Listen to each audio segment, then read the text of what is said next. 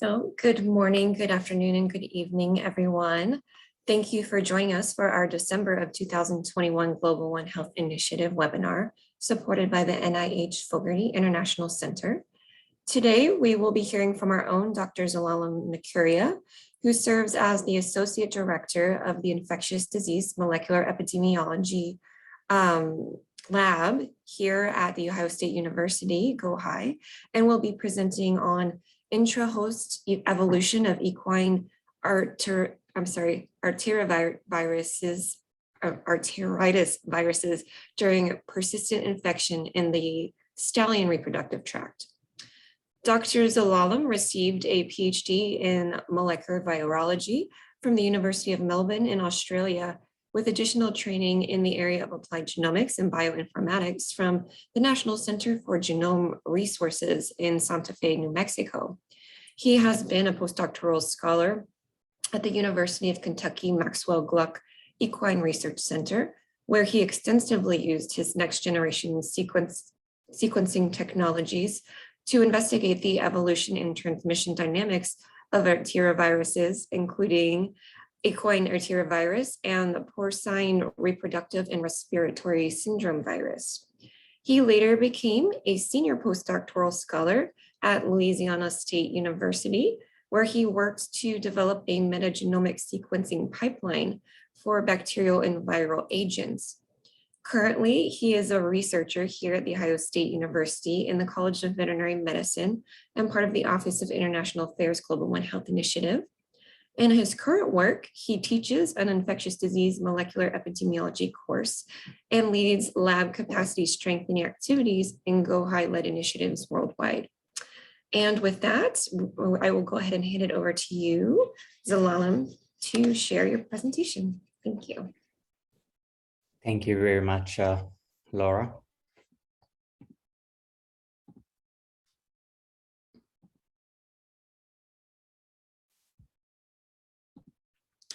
Thank you very much, everyone, for joining. I hope the screen is visible. Yeah, Laura? Yes, perfect. Okay. Thank you very much, all, for joining today. I'll be talking to you about the intra-host evolution of equine arteritis virus in persistently infected stallion. This is the work that I have been involved, that I have done as a postdoctoral scholar at the University of Kentucky, Maxwell Gluck Research Center, and a little bit at the Louisiana State University. So this week, December 13, it was the National Horse Day in America. So in commemoration to that, I would like to acknowledge my supervisors who have actually, geared me towards some equine researches. And I would like to say in this day, thank you to James and Carol, who has inducted me to my PhD to work on equine herpes viruses in the beginning in Australia. And their collaboration then carried out to the University of Kentucky. This is the Maxwell Gluck Equine Research Center. I think probably some of you might know, but it's one of the world-class equine research facility. There I was able to work with the utmost expert in the area, Dr. Udani and Dr. Timani, who have shared me all their skills and knowledge towards these arteriviruses, which I'm happy to discuss a part of it today for you. So saying that, let me start with just a brief introduction of what this equine arteritis virus is. I just learned in October, I think 2020 or somewhere there, the International Taxonomy of Viruses have actually, moved this nomenclature into Alpha Arterivirus equus. But if you see the literature, most people still refer it with this name, equine arteritis virus. So it's a small virus. It's an RNA virus. It's a positive sense, single strand. It's under the order of Nidovirales. So in that order also lies the Coronaviridae and Toga viruses. So it has some similarity with most of the things we discussed, the structure and the way it behaves in persistently infected stallion. Does really have similarity in some of the very famous viruses we know. So this is artistic rendition of what the virus look like. So as you can see, it's an enveloped virus. It has a nucleocapsid.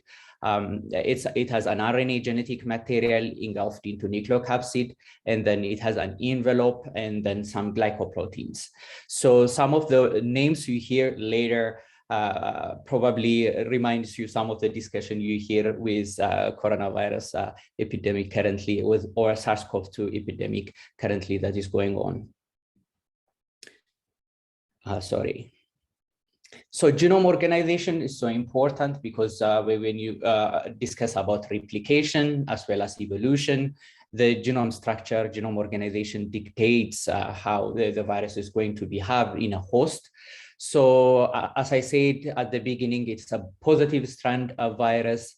It has at least 10 open reading frames or genes, and it has around 7 subgenomic RNAs. So this is how the genome replicates during infection into a host cell.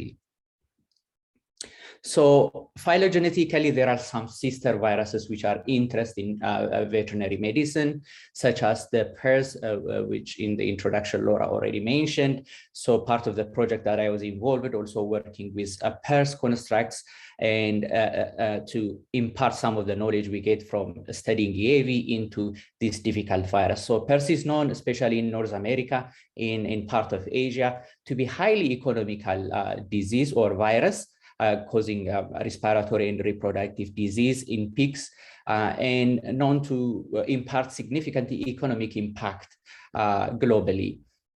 So there is some correlation in there, and there is also the simian hemorrhagic fever virus, which infects macaques and primates, which most people believe that it has, this virus is like a few mutations away from host jump.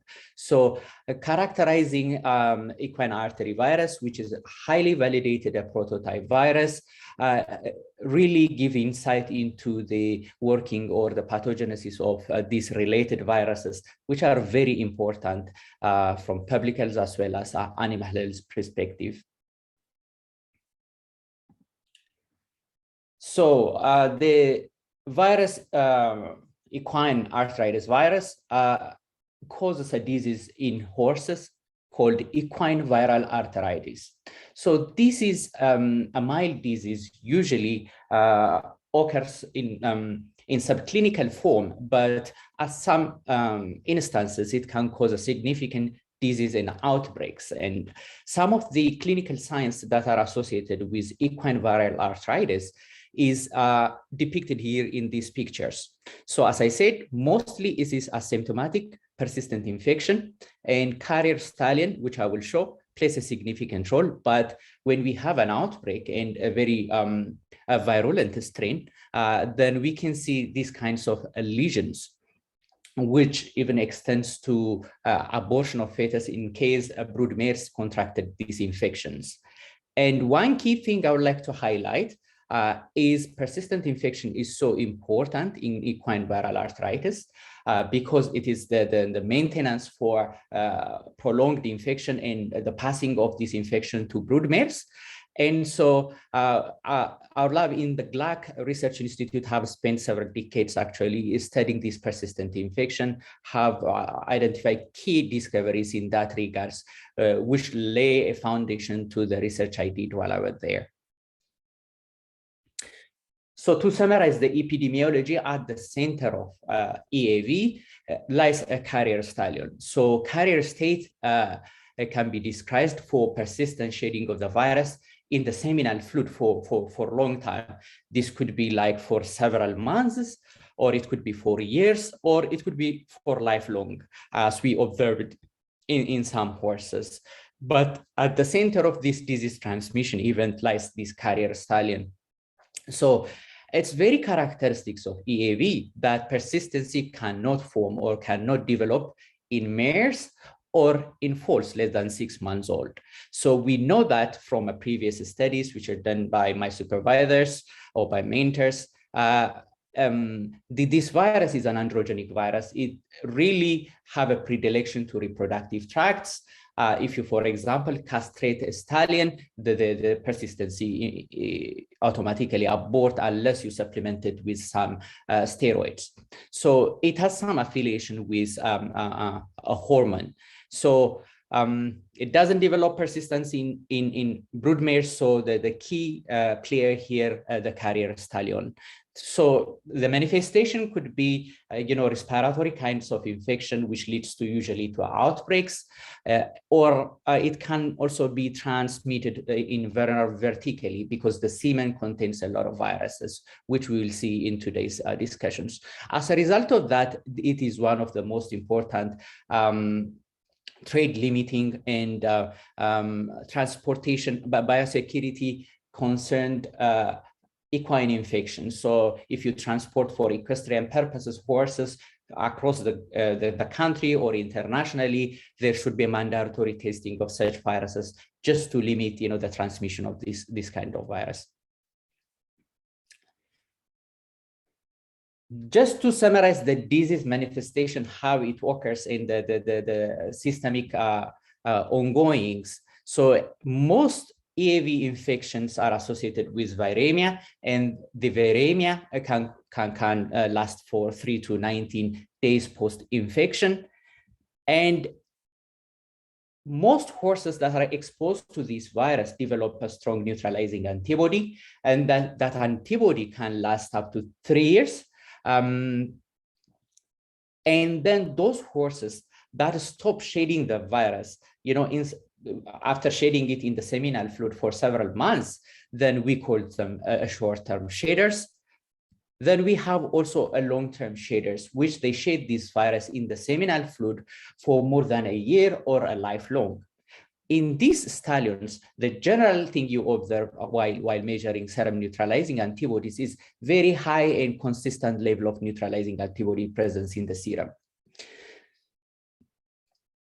Then, as I already mentioned, this is important disease in terms of for equine industry. We know a little bit about its seroprevalence in different standard horses are different. And apparently, if a horse contracted this particular virus, it doesn't show any morphological or phenotypic change in terms of the quality of the semen. So there is no way of knowing unless you do a testing, virologic testing. It could be PCR or viral isolation.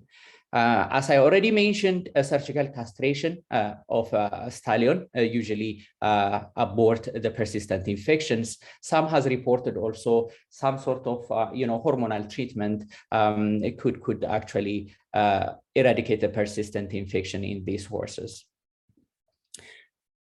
As I said, there was several foundational work that was done in the CLAC to actually direct that in this direction and to do the sort of work which I will demonstrate here today.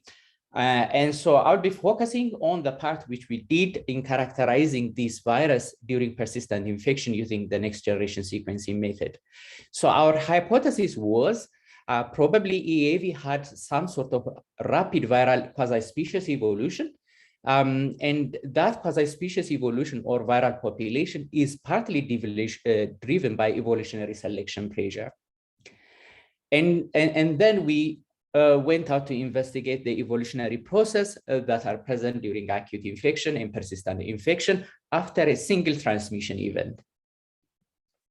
So what we try to do is really recapitulated in this slide. So whenever you have an RNA virus like EAV that really mutates very frequently in infected cells, what happens is either the RDRP, the enzyme, which is encoded by this virus, which is responsible for genome duplication, could end up making errors or certainly make up errors. Those errors can be minor errors like substitutions, as you can see here, or minor errors. It can end up forming deletions, or as we see now in coronavirus, we can see recombination, gene duplication, acquisition events because of template switching. So what happened when those processes happen, every replication, is you will start accumulating a population of viruses that have acquired those mutations. So in a traditional sense, or in previous times, when we characterize a consensus sequence using like the Sanger sequencing or capillary sequencing methods, as you can see here, what we can observe was that consensus virus or the majority of the population. However, we were not able to see the quasi-species at its entirety or the minor variants circulating in individual hosts. So we used an Illumina sequencing technology in this particular study to see the virus population. So by doing that, you will be able to see the population, how the dynamism changed through time in a longitudinal study. So our experimental study was designed as such. This slide summarized how the experimental study. There are some historical context to it as well. As you can see, it says here AAV outbreak 1984. So we had, which I will a little bit touch at the final slide about how the Kentucky 84 come about. But in 1984, there is a huge outbreak in Kentucky of equine arthritis virus, and we had an isolate of that virus in GLAC, well-characterized virus, and we used that particular strain. There were some other strain of the virus which we didn't use because of the severity of the clinical sign which they show, and this particular strain has a particular merit for this experimental infection. And we had also horses becoming a carrier from this particular 1984 outbreak, especially 2 horses that shed the virus for almost 10 years. And there was these viruses archived from these horses, which can be used to correlate the experimental infection with the natural infection model. Then we also used, whatever resources available at the NCBI to make further analysis. So particularly coming to this experimental infection model, as I said, we used AAV Kentucky 84 strain. Then these 7 horses were selected. There were control horses, but I will focus on the actual horses that were used for this experimental study. And these horses were followed for 2 years period. So as I said, Kentucky 84 was used as a strain of choice for an inoculum virus. That is because it has a moderately virulent phenotype, and we know it established long-term persistency in infectious stallion. And as I already mentioned, sequential samples were available from two horses that were shedding this virus at least for 10 years. Clinical symptoms were monitored, and also samples were collected from nasal swab, buffycoat, and seminal fluid. Especially nasal swabs and buffycoat were collected from acute infection period. So how the pathogen, how the infection progress is that you will see this virus in different parts of the tissue systemically spread during the first few weeks, 2 to 3 weeks. Then it completely clears out and start only present in a reproductive tract, and then you will see it shading from the reproductive tract.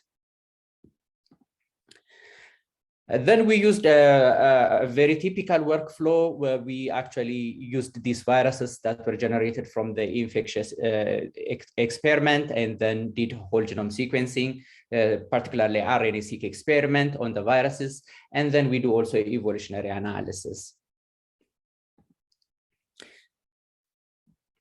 Just before I show you the result we get about from this infection and how the viral population changed through time in individual horses, it was very important to characterize the inoculum, the Kentucky 84, the one which the strain we give to these experimental animals.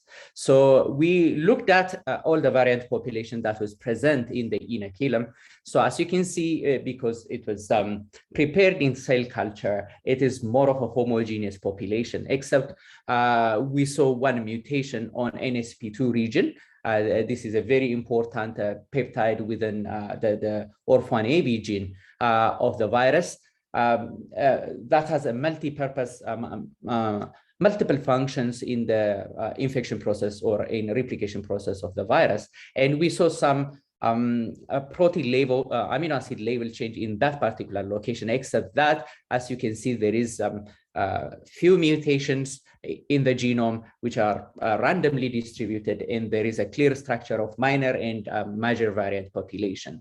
And we looked at all the archived also EAV sequence. If this particular mutation occurs in in the natural world or on the archived sequences, but it was not there, so it was probably, we thought, that is somehow adapted to the cell culture environment.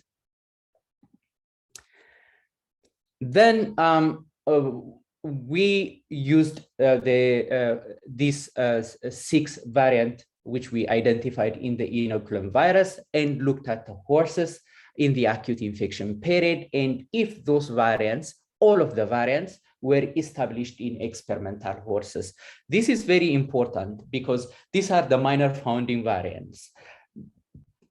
Almost everything we saw in the inoculum virus, when we just checked the horses at 2 days, 5 days, and 9 days post-infection, all of them were present in 7 of the stallions, at least in 5 out of the 7 stallions. This showed us like all of the populations which were found in the viral inoculum were able to effectively transferred or infected the horse. So there was no population shift during infection.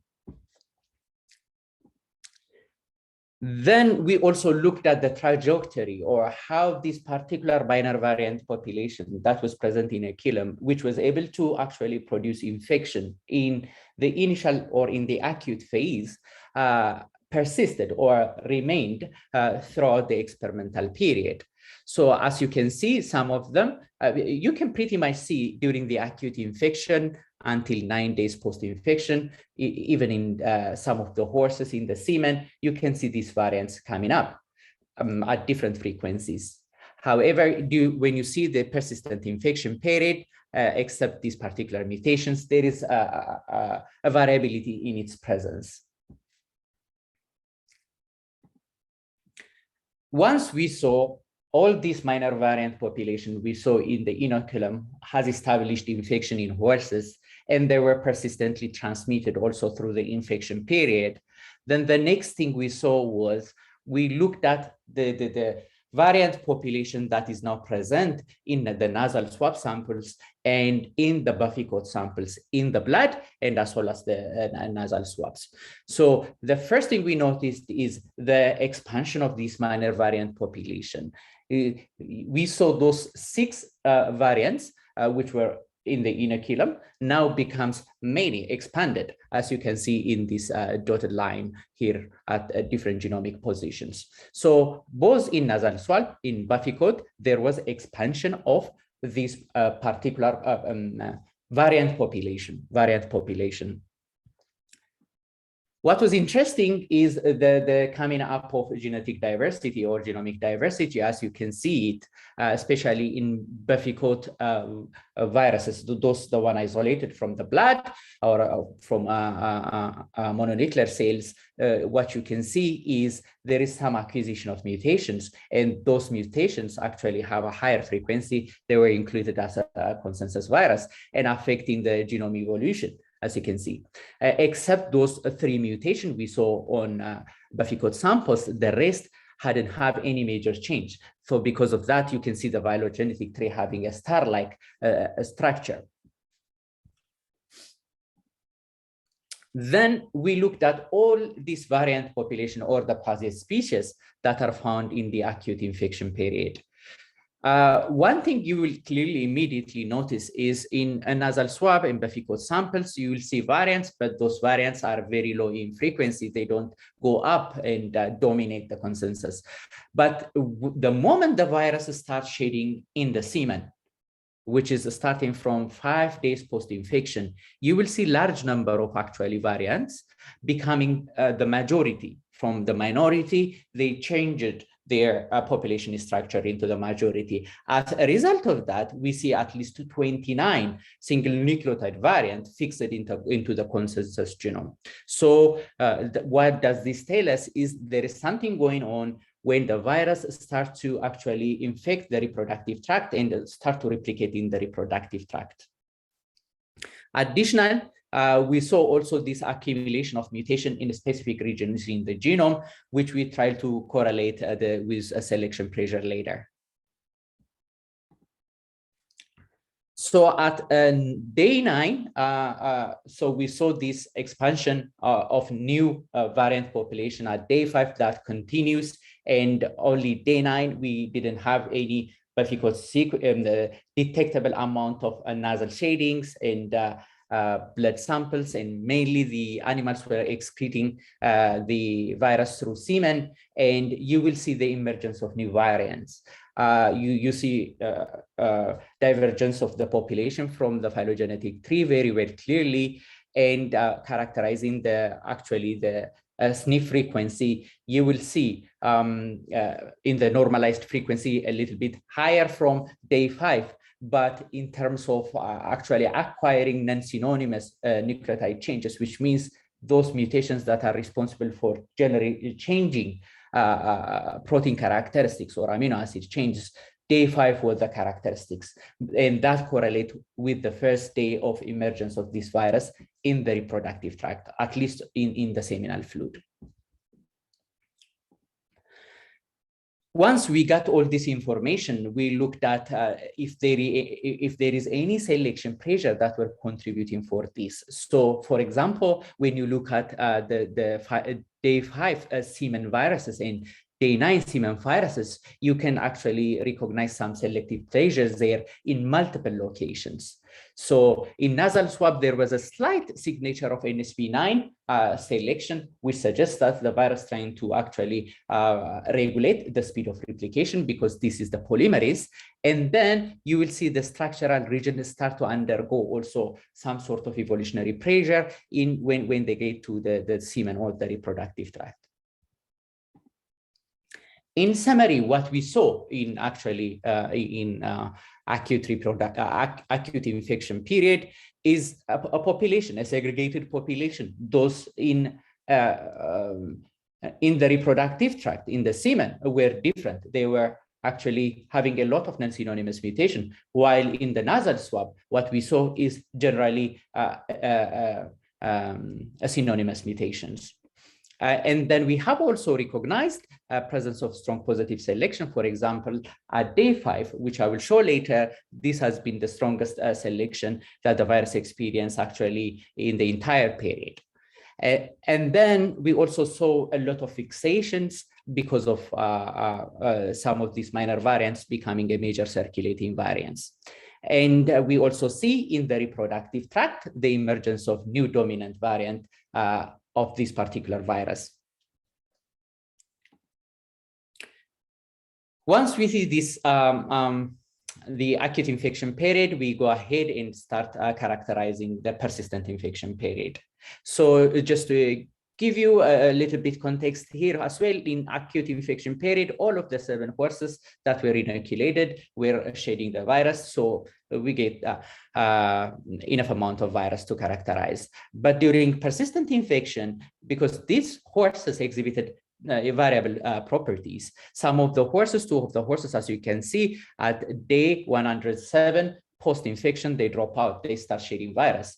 And 2 other horses at around 345 days, but 2 of our horses persisted throughout the experimental period, and they were shedding the virus in the semen for 2 years.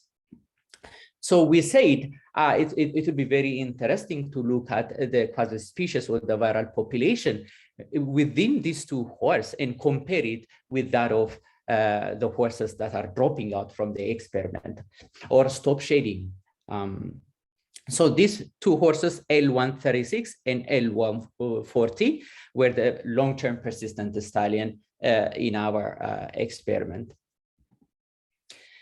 So this is the entire quasi-species population of these 2 stallions during the 2-year period. So as you can see, for example, in the acute infection period, in nasal swab, Beficot, in 2 semen samples as well. You don't see much going on. You don't see any kinds of structured dynamics in the virus population. But however, looking at the persistent infection period, you start seeing parallel mutation arising between the two horses. Imagine these two horses, they're segregated, they cannot share infection between each other. The only infection they experienced is the inoculum virus. So this virus is actually evolving within host in 2 different viruses and showing up some similar mutation arising in the reproductive tract. So if you just look at this box, you can see several parallel mutations coming at a specific genomic location in these 2 stallions. So that was really a significant indication that there is something going on in these particular regions of the genome. Well, as you can see, the 2 colors here, the bluish one are non-synonymous mutation, which are many in number, and the red ones are, the reverse. The red ones are non-synonymous mutations, the blue ones are synonymous mutations. So the non-synonymous ones are much higher in number in this particular region. So a lot of amino acid changes, a lot of modifications of the particular gene with these mutations occur. Once we identified this particular region in the 2 horses, we looked at what these particular regions involve. So it involves the overlapping region between ORF2 and ORF3 and ORF3 and ORF4 area. And there are several mutations occurring at early stages of persistent infection that was carried through the 2 years period. And we noted that this particular gene, ORF3, and the overlapping area in ORF2 and ORF3 has been undergoing a lot of change during persistent infection. So what we did is, so this is particularly, for example, GP2, which is ORF2, and GP3, which is ORF3. You can see the overlapping region. You can see the mutations. We have also able to look into this deep genomic sequence data and look into group selection. As you can see, for example, in this highlighted box, there are 3 mutations that are occurring in single genomic RNA, which means these particular mutations are preferentially selected to occur in group than in singleton. So we can do also this kind of analysis using link paired reads. So in next generation sequencing data, because of how the library prepared, you can link the reads, the forward and the reverse at some distance location. And then you can actually make haplotype inferences. What I mean haplotype inferences is like you can link mutations that are occurring in single RNA genome. So by doing that analysis, we were able to actually spot several group selections or mutations that are preferentially selected in group than in singleton. So we saw that in GP3 as well as GP5. So this is the overlapping region, which I mentioned already with GP3 and GP5. Then once we saw the parallels and the significant attribution of a specific genomic region in the 2 stallions, which are persistently carried for 2 years, we looked at also the horses that are dropping here and there and looked at the viral dynamics, the viral quasi-species dynamics. And so as you can see, one characteristic is like the emergence of this high frequency minor variant population, which was not shown in acute infection. The acute infection, the population structure is very clear. You have a minor variant, you have a major variant. But during persistent infection, because it's highly evolving environment, then you will see the emergence of these variants that have higher frequency, but they are not still the majority. And also there is a significant correlations between these different horses, the 7 horses, in terms of the position where they get this mutation accumulated. Once we find this information, actually this is observational, as you can see, all the mutations are represented in dots. We can make some statistical analysis, and then we looked at the diversity that occurs in the reproductive tract through time. So as you can see in this graph, higher level of diversity, synonymous nucleotide diversity, were observed in persistent infection, or from day 380 post-infection to 2 years period. So during this infection period, if you have noticed on the graph, it was the 2 horses that persistently were shedding the virus in the semen. So by default, what this means is the 2 horses, the genetic diversity was higher compared to the other horses. But when we look at the non-synonymous nucleotide diversity, we see an increase, but the biggest selection or the biggest appearance of those important mutations that are required for adapting into the reproductive tract were seen at 5 days post-infection. So this is a summary of both the synonymous and non-synonymous substitution. And then you can see generally the genome of EAV undergo a lot of diversification through the persistent infection period. So those horses that have higher level of diversity sustain producing a persistent infection. Those horses or stallions that has lower diversity has terminated or aborted the infection. Once we characterized all the quasi-species population, then we start looking to the genomic evolution. So here we saw the importance of characterizing the genomic evolution, because that is the most common method, which is highly adopted, and most of the analysis you see also on SARS-CoV-2 currently revolves around genomic evolution. So we constructed the genome and then try to see the evolution from the context of a consensus genome. What we saw in summary is the diversity between, so we started looking at the 2 horses, L136, L140, which we know they persistent through the 2 years period. And we have found from 0.6, 0.4% of their genome has changed through the 2 years period. This amount of accumulation of divergent nucleotides occur in the 2 years period. Then we looked at systematically by constructing a maximum likelihood trees and how these accumulation can be characterized in terms of evolutionary processes. So here what we did is we used the branch lengths of the phylogenetic tree and equated with made a regression analysis using with infection period. As you can see, the collinearity or the linearity of these mutations through time. So we call this Clocklike Linus. So both horses has actually exhibited Clocklike Linus, which means mutations are acquired actually in linear fashion on the consensus genome. And in the 2 years period, we actually counted 299 single nucleotide variants were actually fixed into the genome. Then we used the entire genomic collection we have from acute as well as persistent infection period, and constructed also a tree to see how this emergence occur in persistent infection period. So as you can see, the randomness or the lack of diversity, we saw the randomness in quasi-species evolution. In the genomic evolution, what you see is just clustering together of all these acute period infection, no significant selection. So there was no significant evolution in terms of acquiring mutation in consensus genome. Then you start seeing that structuring in horses from 170 days to sometimes 170 days, and then with a clear long-term infection period, persistent infection period, as you can see, emergence of new population as the time goes on. So the different colors indicate the different stallions. You can see in different stallions, the selection pressure acts and creates a new variant each time as the infection progresses.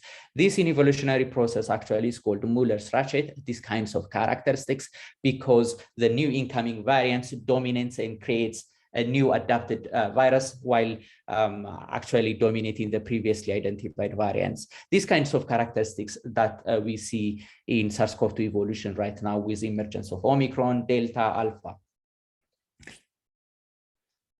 You can use this information actually to make sense of the evolutionary process in the whole genome entirely. So that's what we did in acute infection period. As you can see here, a lot of clustering, no resolution to actually to show how mutation has accumulated. But when you look at this persistent infection period, you can see this linearity in accumulation of mutation in linear fashion. So using this Clocklike Linus characteristics, you can actually calculate the evolutionary rate, which we calculate 2.5 times 10 to the minus 4 nucleotide substitution per site per year for these intra-host variants. Then we know that also some regions of the genome has a lot of contribution than the other parts. And that is what we clearly see also in SARS-CoV-2 evolution currently. Yeah, but there is a lot of talk about the spike gene and how the spike gene is evolving and actually taking the bulk of evolution than the rest of the genome. That's what exactly we did here as well. We looked at the whole genome evolution, then we start region by region and see the high levels of evolution in OR3 and OR5. So I think confidently say OR5 is analogous of, for example, a spike gene in case of SARS-CoV-2. This is a major glycoprotein and the major epitope for inducing immune system, for eliciting immune response. So we saw the two regions, OR3 and OR4, which we saw also strong quasi-species evolution to have more contribution or robustly correlate with that of the full genome evolution than the rest of the genome, showing you that they have a lion's share in actually pushing this mutation rate forward. So once we identify this region, we also looked at a codon level evolutionary selection, codon level. So not every amino acid in the genome is targeted by evolutionary selection. So we looked, we did some Bayesian as well as maximum evolutionary method analysis, which they had a strong consensus between them, and found out some actually regions, especially in the overlapping regions of OR2 and OR5, have a significant mutations that result in positive selection. And we actually end up, after we do this experiment, we end up creating actually a reverse genetic system that are able to characterize this mutation. As you can see, they are in overlapping region. So whatever mutation you introduce in one of the gene can affect the translation of the other. So we end up creating a novel method which would able to actually put this mutation in and then see the change in the character of the virus. And after doing that, this is what we did with the experimental infection so far. And as I already mentioned in the introduction, how the experiment was structured, there was also naturally infected stallions from the Kentucky 84 outbreak, which were shedding the virus from 7 to 10 years. And then if we incorporate or compare the two results between the experimental infection and natural infection, we can see the parallel, as well as we can extend the evolutionary window to 10 years and be able to see confidently some of the changes and what we make out of them. So the two stallions actually for which shaded the virus for 10 years were in the premises of the indexed case. So this is the original virus we know that we isolate and used for experimental infection, was also shaded by these two horses for almost 10 years. Just looking at the evolutionary rate, as I said, already at genomic level, 0.6, 0.4% of the genome was changed in the experimental infection with a 2-year period. Here, what we saw is up to 2% of the genome has changed in this naturally infected horse. So this persistent infection is something that keep the virus push to change and divert from the original virus. And in some of those locations, which we identify to be actually the major spots for driving this evolution, we found up to 4.5% divergence, which means 4.5. So this is RNA virus. It can accommodate a lot of change and error-prone replication mechanism. But if it is an eukaryotic genome, this is a very, very large number of changes. Then you can see the correlation between this experimental infection as well as the natural infection. So the two horses, the first virus they shared, it clusters very well with our experimental infection in the acute infection period.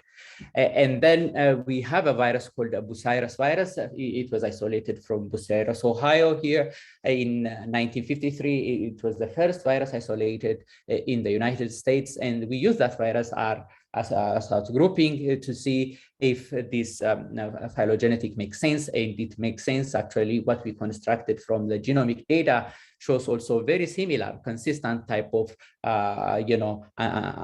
ancestral linkage. So you can see around 10 to 12 years area, which we know that these viruses were shared. And when we look at evolutionary selection, also there is some correlation. So you can see the naturally infected horses and experimentally infected horses, how they behave. There is some parallel you will see. So in general, you can see a mirroring trend between the experimental infection and the natural infection. So this has also used to validate our experimental method.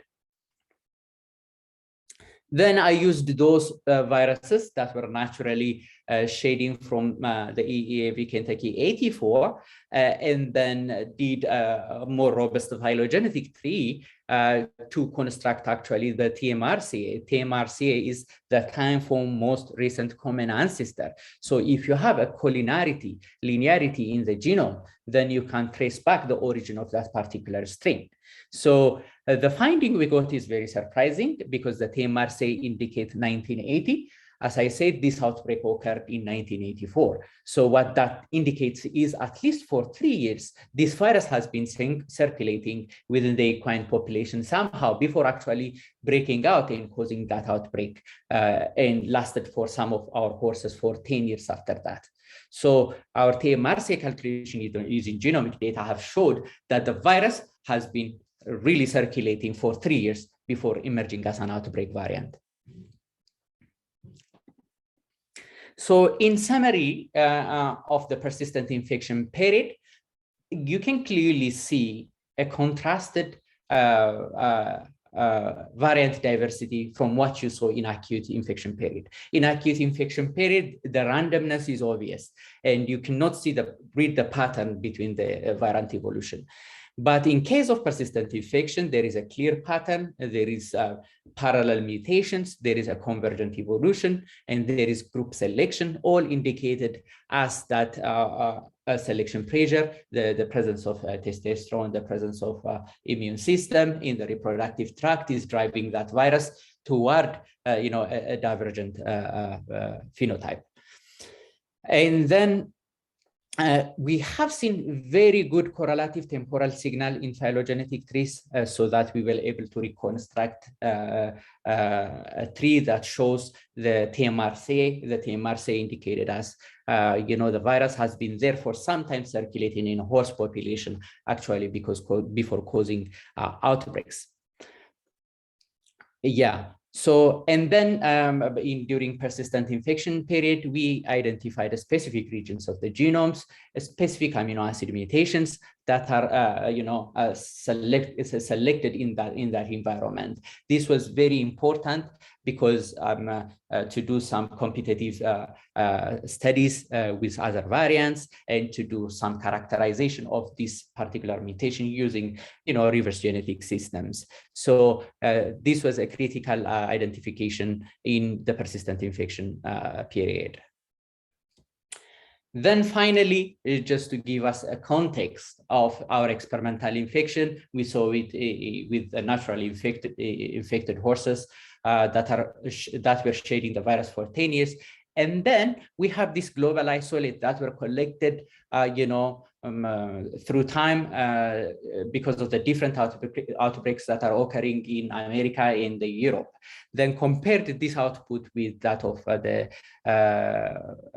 viruses that are out there. But I have to caution you that, like most viruses, has been passage for some time, so there is acquirement of that mutation required for for cell culture, and previous method also amplification using PCR are error prone, so there will be some systematic errors that were included in most of these NCBI isolates. So this is the global phylogenetic tree we finally end up constructing for EAV from the different infection. So as I said, 1953, there was a Bucyrus virus outbreak in Ohio. That virus were isolated in GLAC, Equine Research Center. That virus has some very good similarity with the France 2001, 2007 continuous outbreak. So that was very interesting. So the virus that is causing outbreak in France in 2001 to 7 was very similar to the Bucyrus. The Bucyrus virus is the most virulent one. It can even cause days to the animals. And then you get that Kentucky 84, which cluster very well together with them, which was the second known major outbreak in the North America or in the United States. Then there was some outbreaks that are associated in France, a second outbreak, in Poland. In US, then we have two subsequent outbreaks in 1995 and 2000, and from 2007 to 2008. But as you can see from this global phylogenetic tree, that each of these outbreak cluster with their own and making a separate clade and have their own characteristic mutation altogether. And then using this information, we estimated the substitution rate per site per year, which comes out about 4.5 mutation per 1,000 genome. So it has a high rate of evolution, which is anticipated from an RNA virus of such a small genome. So this is what I have for today. Thank you very much. And then I would like to acknowledge this work, as I said, was done by from the at the University of Kentucky. I was a Paul Mellon postdoctoral scholar at the University of Kentucky, and the grant that supported this work was a USDA NIFA grant and later NHR01. And I would like to also acknowledge the GLAC Equine Research Foundation. Later, also some of the work has been done at Louisiana State University, and some of the people involved in this work, and then the PhD and postdocs that were there during the time I was in the University of Kentucky. Thank you very much. If you have any question, would be very happy to reply. Thank you so much, Dr. Zelalem, for a wonderful presentation. So critical. It serves as a great model for a lot of what we're dealing with now and for the entire process of looking at the bioinformatics.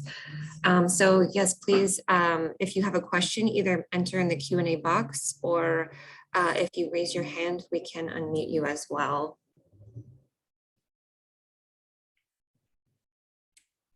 And I can go ahead and start off with a quick question. Just go ahead.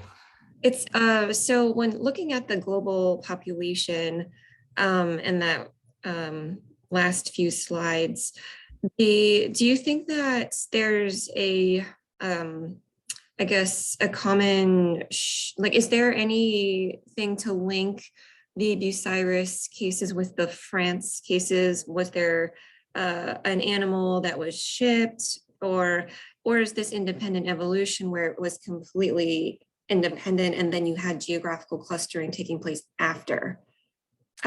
Or is, yeah. Yeah, that was a very good question, I think, Laura. And the equine industry is big, and equestrian events are significant. So there is a huge transportation of horses from here in the United States to Europe and across the globe. And I think the clustering was very interesting. It requires some in-depth investigation actually from the sequence data set in France to actually say whether that was a de novo emergence in France or whether it's associated with a lineage that was causing this outbreak in 1953 in Bucyrus, Ohio. And the preliminary analysis looks that the clustering is there. And then when you bring in all the epidemiologic parameters and the trade, and then by then AAV wasn't as regulated as it is now. Now, for example, if you have to travel these horses to other places, or you have to bring horses from other places to United States, then you have to certify for these viruses, but not back then. And so it's probably the virus is carried from here, or we can give a lot of context to this finding, but the most critical aspect would be other epidemiologic data. For example, if we can have a wider sequencing effort, and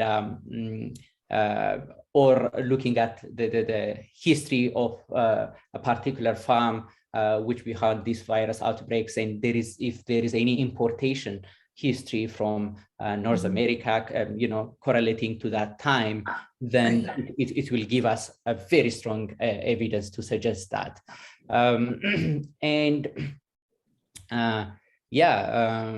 So beyond also equestrian event and shipping of horses for breeding purposes, there is also a huge shipment of semen. So semen can carry this virus. We know that, we characterize that, and so it can be gone there with a stallion semen. Okay, very interesting. Thank you. I'll just keep asking questions until we get more. Yeah, go ahead. So about the selection pressures, I noticed, so in the active infection or the acute phase, once it gets into the semen, it starts becoming more selective. And then in the extended period, what were you? Yeah, during persistent infection. Thank you, the persistent infection. Yeah. Then it's starting to, you see the bottlenecks and the more extensive evolution. So do you think, I guess the selection pressures you noted, at least in the acute phase, are definitely probably linked to hormones and something in the reproductive tracts. But then for the persistent infections, do you think that those factors change, or that it's just a matter of the evolutionary process, or maybe both? Yeah.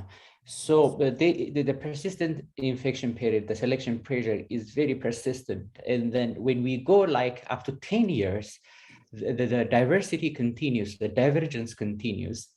And this is part of the work which we did actually in GLAC. I haven't shown that like 50% of the work which was done also characterizing the host, how the host respond during this time. We did host transcriptome, microRNA analysis, and serologies. And so the neutralization titer through this period in those persistent infection, it was very high. So there was a significant presence of a selection pressure in terms of, host antibody response. And then we did also, at the end of the experiment, there was a pathology which was done in the vas deferens of the ampulla in the reproductive tract. So we have seen this particular virus localization and replication actually in association with a CD3, with a T cell response.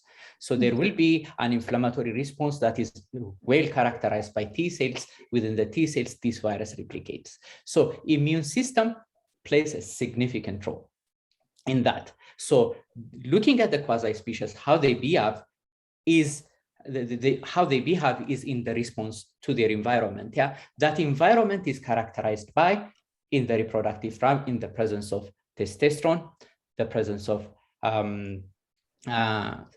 neutralizing antibodies. And then we have identified also microRNA clusters that are upregulated and downregulated in the reproductive tract, depending on this,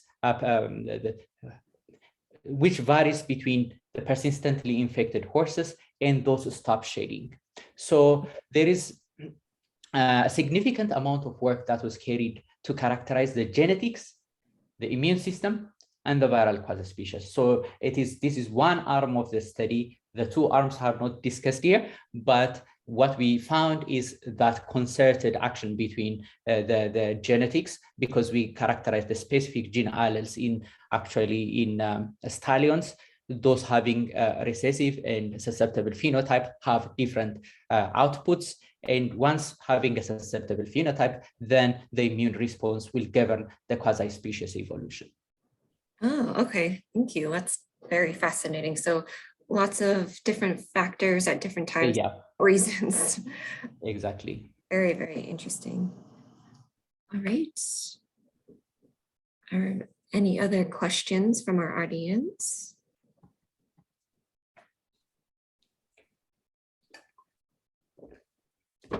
Audience can raise hands, Laura. Yes, audience, you can either raise your hand or enter a question in the Q&A box. I know sometimes it takes a moment to think through questions as well. So.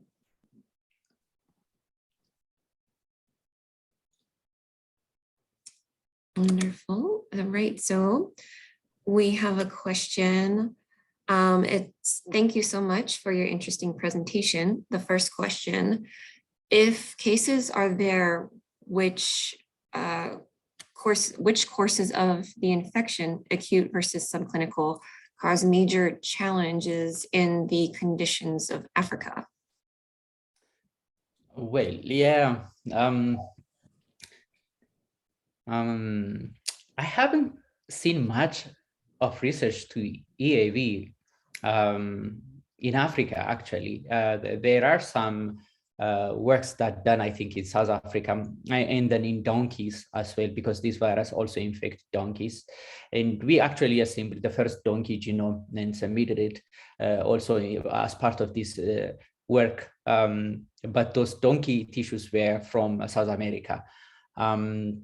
But generally speaking, in EAV, how the infection maintained is through carrier stallions, or persistent infection can occur only in stallions.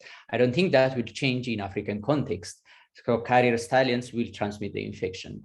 But when outbreak occurs, both mares as well as stallions can be infected. It depends on the strain. So like the kind of strain which we used, the EAV Kentucky 84, were moderately virulent. So it shows some symptoms, but it doesn't cause abortion or a very significant respiratory problem. But Buceras, for example, had it causes abortion storms in breeding areas. That will be the governing factor, I would say, because there were no studies which I were able to see, or under my radar, maybe it could be there, but I wouldn't be able to say in confidence what would be the major challenge in the conditions of Africa. But I don't think it would be any different from what we see here, where the industry is different in Africa. Of course, horses are a beast of burden there, tirelessly work. They are not like recreational animals, or they are not for equestrian purposes, rather for, purely a labor kind of arrangement there in Africa. So whether that will definitely change the outbreak potential, but carriage will be still on persistently infected stallion. It will not be, gelding or any castrated animal. And in donkeys, it has a milder symptom. And we don't know much about persistency in donkeys. Donkeys are less studied. As you know, horses are relatively have a little bit glory, and so they get the attention. But in donkeys, we don't know much. Except we did the genome, we submitted to GenBank. That was the first whole genome we did for a donkey.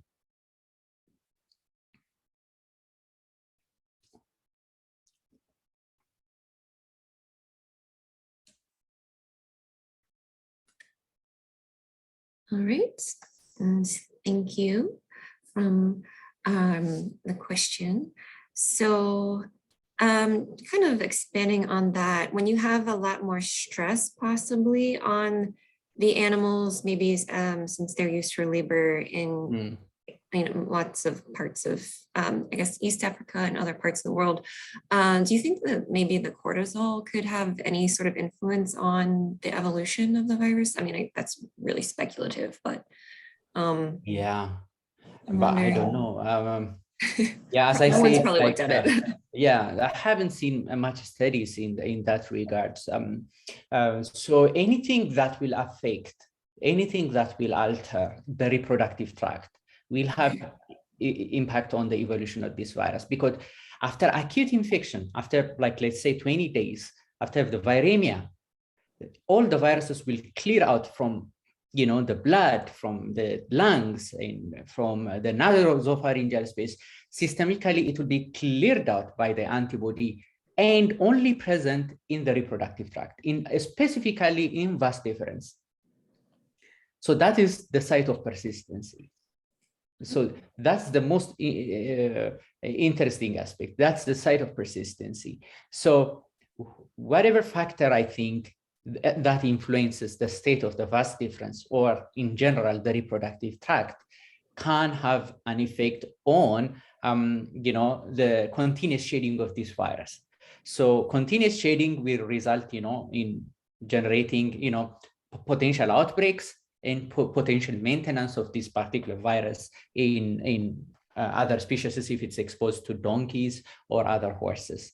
So yeah, I haven't seen a study investigating stress in that regard, but I would generally say anything that would affect the reproductive tract and alter the conditions in the reproductive tract it could precipitate, could come as a consideration for evolutionary selective pressure, or as a driver for evolution, not a selective pressure. No, that makes a lot of sense. Thank you. So basically, the cortisol would probably affect the sex hormone levels that would then indirectly, I guess, affect the evolution. Yeah. So yeah, excellent. Thank you. Yeah, so it is interesting. Dr. Macklem and Peter Timoney was one of my mentors, has done a very amazing work the last 2 decades on this virus. So one of the things they showed is like, for example, links like, colds, like, the first observation they did is these younger horses, less than 6 months, which doesn't have a full, androgenic hormones, couldn't persist the infection. They just get it and they get rid of it, and so they make those associations. And then they saw also when this particular persistent stallions castrated, they just abort the infection. Persistent stallion, if it is castrated, then it's no longer, it's not only because part of the site that is responsible, because when you do castration, you take out the scrotum, not actually the vas deferens. So the site is there, but persistency cannot maintain any longer. But they were able to maintain the persistency by supplementing androgenic hormones after castrating. So it is hormone associated. Then Udeni came in. Udeni is my mentor also. Peter Timoney and Udeni has done the significant work on this virus in the last 25 years. And then brought about this genetic component. He did genome-wide association study and identify CSL16, a gene. Horses have 2 alleles for that particular gene, resistance and susceptible phenotype. So he identified a susceptible phenotype that are related. Those horses that have having that particular allele will drop the persistent infection. So it has genetic component, it has androgenic component, it has something to do with the virus. So it's very complicated atmosphere within single host. And then context it in in epidemiologic terms, our population level, how the epidemiology can be too complex and very difficult to understand as well. Definitely. Yeah, this is very fascinating work. All right, any other questions from our audience?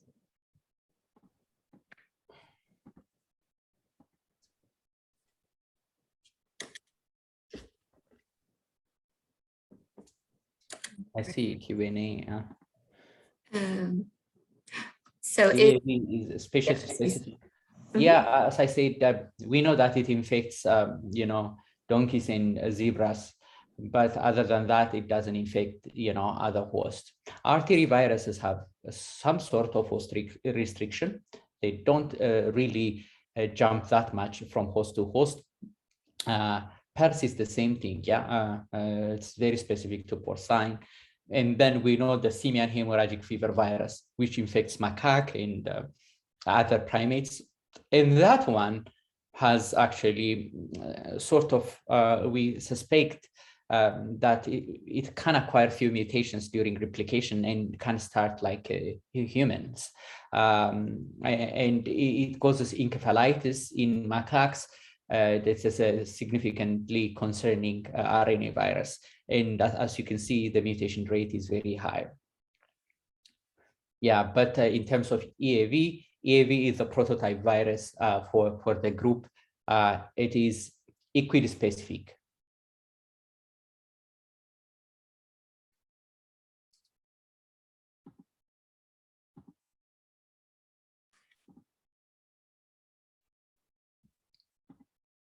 All right, the next question, what could be responsible for the spontaneous stoppage of viral shedding? That's a very good question. So one thing we saw from this study, particularly from this study, is those horses that persist in shedding for 2 years had a high diversity. The quasi-species complexity was so high compared to those that dropped. Okay, so you can imagine having extreme level of diversity in terms of viral population can help you, navigate through a challenging environment for the virus. So that is one thing we know. The other thing could be, I might have forgot, but I think 2 of the horses, it's been sometimes we conducted this experiment, but so some of the horses had, I think, resistant phenotype. So genetics also has a role to play. As I said, CXL16 is the gene that was identified using genome-wide association studies to have a role in persistency. So a specific gene in CXL16, a specific gene called CXL16 in chromosomes, I think 16, 11 or 16. I'm so sorry if I misquoted that, but that particular gene, if you have a resistant phenotype, then the virus will get aborted. Susceptible ones would carry. So there is a genetic difference, but within the susceptible group, it doesn't mean all of them carry for years and years. Some of them, they just abort. So we know that the complexity of the quasi-species has something to do with it. So at least from this study, from our particular angle, I would say is those horses that are persistent long-term infection had, a more complex viral population than the one which are stop shedding.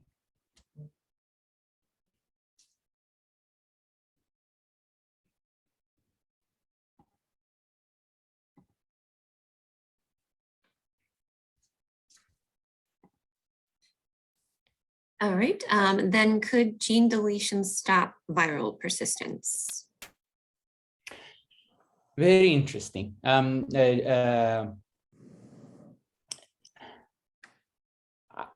We saw, I haven't included in this result, but when we do analysis, especially mutations actually in the nucleocapsid region can tourniquet the protein. So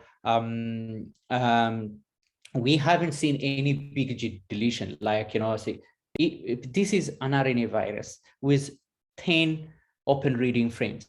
Each of these open reading frames are so critical. Yeah, we know that, for example, using reverse genetic model, we interrupted OR5A, an overlapping small, and then still replicate, but it's not as competent as that of the other viruses.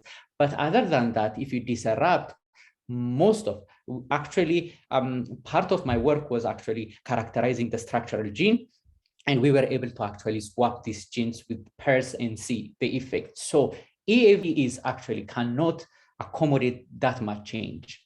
We saw in pairs, pairs can accommodate change. If you insert some of the genes from EAV to pairs, then pairs still replicate and expresses that protein and can survive. But EAV is just a small compacted genome, and every gene has a specific function and it is required. So we don't see a lot of gene deletions. We don't see it at all. If it is deleted, it cannot replicate.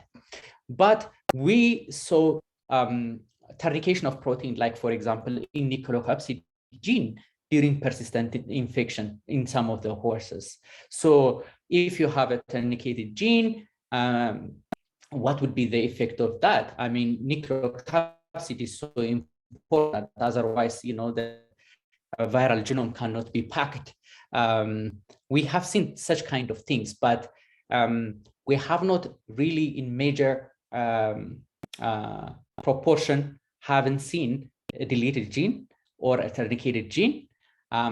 We have done also recombination analysis, at least from those available sequences, not a lot of recombination. If you do similar analysis or pairs, which we did, there is a huge level of recombination. So the way the genome behaves in persistently infected stallions seems by undertaking a lot of point mutation rather than making significant changes like gene deletion or genome tourniquetation or recombination. Those things might be there, but I think the majority of the changes you will observe, or the significant ones, are point mutations.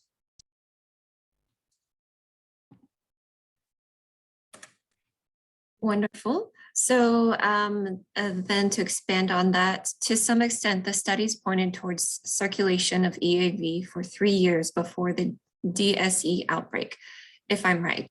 Why is the outbreak was not reported during these three-year period, or during this 3-year period? Yes. Yes. So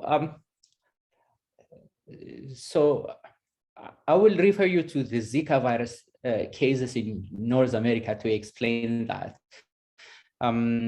So we have a regular surveillance, of, for example, sentinel surveillance, mosquito surveillance, looking at all these pathogens. Then until a sick person came, if you wait until a sick person came, then that is related with disease emergence, may not be related with the presence of a virus or the emergence of a virus into a new population for the first time. You know what I mean?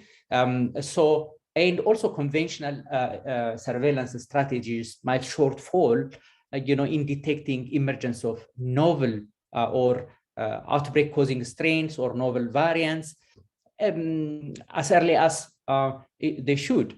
Or what we can do from the genomics data actually is reconstruct those sequences and see the introduction event when possibly that strain has introduced in certain locality. So for example, in North America with the Zika virus outbreak, once the virus were sequenced, when they do TMRCA, the time for most recent common ancestor, what they found was actually the virus was circulating for 1 year before it was detected.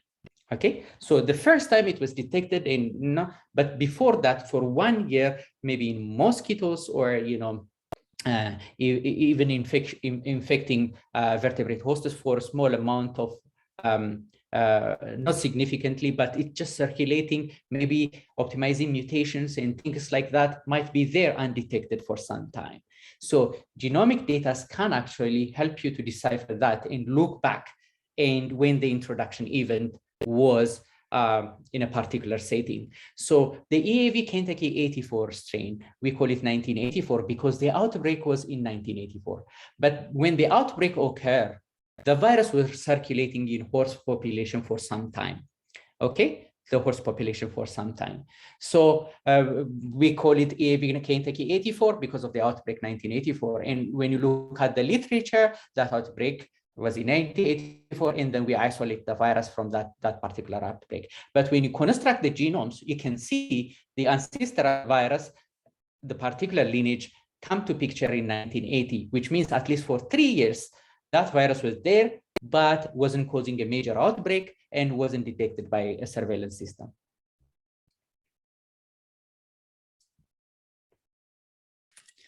All right, we have another question.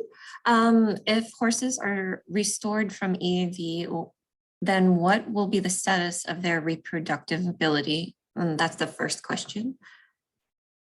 Very good question. So EAV doesn't cause any quality problem on the semen because semen is the most prized possession of a stallion. You know, it's very expensive, as you all know. Breeds are significant. I mean, Kentucky breeds, but they're millions of dollars, and so the semen is very expensive. So the first thing they did was, like, if the quality of the semen was affected by this virus, so the quality doesn't get affected. And if a persistent infection occurs in the persistent infection is reported from the stallion, nobody have reported any performance losses or any breeding, genetic losses, performance losses in terms of breeding or in athleticism on the horses. It has not been associated. So in the outbreak, of course, it causes a respiratory problem. In mares, it causes abortion. So it is significant pathogen. But most of the cases are subclinical otherwise. Then one of the questions I remember was raised is like, and then this virus can be actually eliminated by castration. Yeah, but when you castrate the animal, a lot of people will raise a lot of issue with it from a welfare point of view. And the other thing is these hormones are performance hormones. Then you castrate the animal, you will have some effect on reproductive performance, and maybe you scale up the athleticism, but a very athletic horse, everyone wants to preserve the semen and then breed as many mares as possible. So it is a significant issue in terms of economic impact and constraining the biosecurity problem with horse transport, semen transport, and affecting in that regard, but not really in terms of semen quality or reproductive system quality, performance quality. Excellent point. And then the second question to add to that, do you think some of the risk factors are easily manageable in relation to the nature of EVA? The risk factor for infection, I think I think that's what it's, Dr. Ngusu. Yeah, okay. I don't know what you mean, which risk factor. If it is like for disease, for example, risk factor for a disease, there are some things that you can do. For example, if you are artificial insemination in brood mare farms, then the semen has to be tested. You have to institute these sanitary phytosanitary aspects so that you can avoid inadvertent infection of a mare with this particular virus.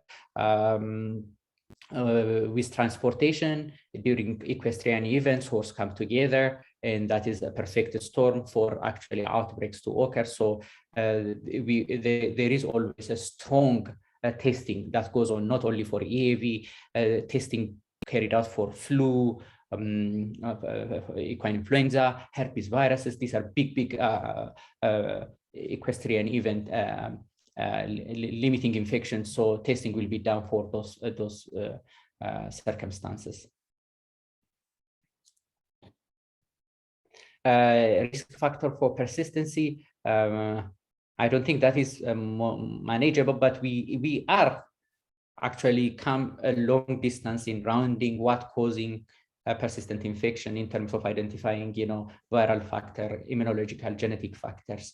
But still, there are some gaps. Actually, there is a current IR1, which is going on in LSU as a continuation of this study, looking at the molecular pathways that are responsible for this persistency in the interaction of the virus at the site of persistency between the immune system and the virus evolution. So all those works, once complete, there will be, I think, a more robust understanding of how persistency occurs and if it is mitigatable.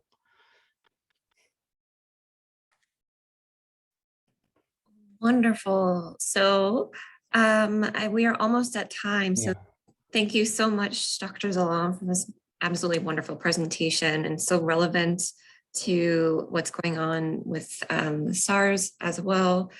We have a thank you from Dr. Debasu. So we will look forward to seeing everyone. Our next webinar will be from January 20th of 2022. So we will see everyone next year. And we will be posting our, sorry, I'm just looking at these other messages. We'll be posting the schedule on our website for the next year very shortly.